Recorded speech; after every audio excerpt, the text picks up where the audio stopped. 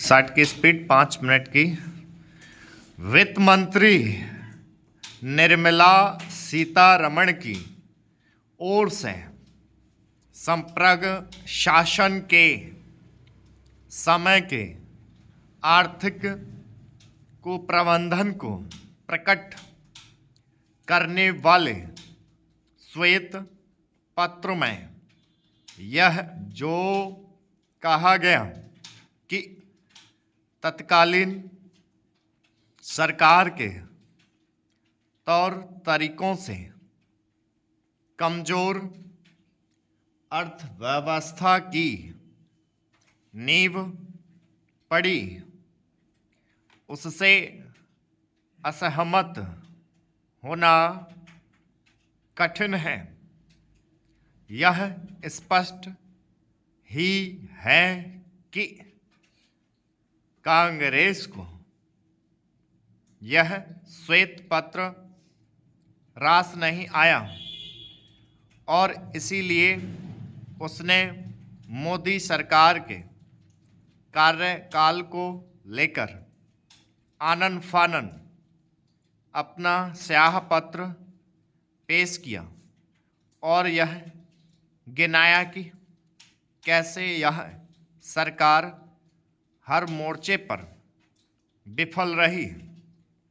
कांग्रेस यह सब करके इस तथ्य को नहीं नकार सकती कि मनमोहन सरकार अपने दूसरे कार्यकाल में किस तरह नीतिगत पंगुता का शिकार बन गई थी। यह नीतिगत पंगुता इस हद तक थी कि खुद तत्कालीन आर्थिक सलाहकार ने यह कहा था कि अब इस पंगुता को चुनाव बाद ही दूर किया जा सकता है। इसकी भी अनदेखी नहीं की जा सकती कि संप्रग शासन के समय किस प्रकार घपले घोटालों की झड़ी लग गई थी। इनमें बैंक घोटाले भी शामिल थे। मोदी सरकार के समय जो तमाम बैंक घोटाले सामने आए और जिनका भारतीय अर्थव्यवस्था पर बुरा असर पड़ा, उनकी नींव मनमोहन सरकार के समय ही पड़ी थी। इन घपलों घोटालों को लेकर मनमोहन सिंह ने कहा था कि गठबंधन सरकार की कुछ मजबूरियां होती हैं। यह संप्रग शासन के आर्थिक कुप्रबंधन के साथ भ्रष्टाचार पर लगाम न लग पाने का ही दुष्परिणाम रहा कि 2014 के आम चुनावों में कांग्रेस महज 44 सीटों पर सिमट गई थी। यदि सब कुछ सही था तो फिर कांग्रेस की इतनी दुर्गति क्यों हुई।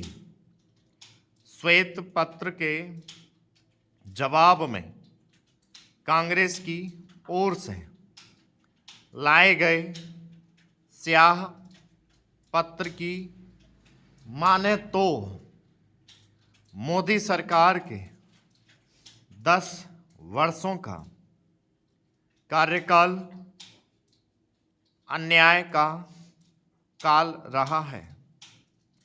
कांग्रेस ने इस स्याह पत्र के जरिए आर्थिक के साथ राजनीतिक और सामाजिक मोर्चे पर भी मोदी सरकार की कथित असफलताओं की सूची पेश की है।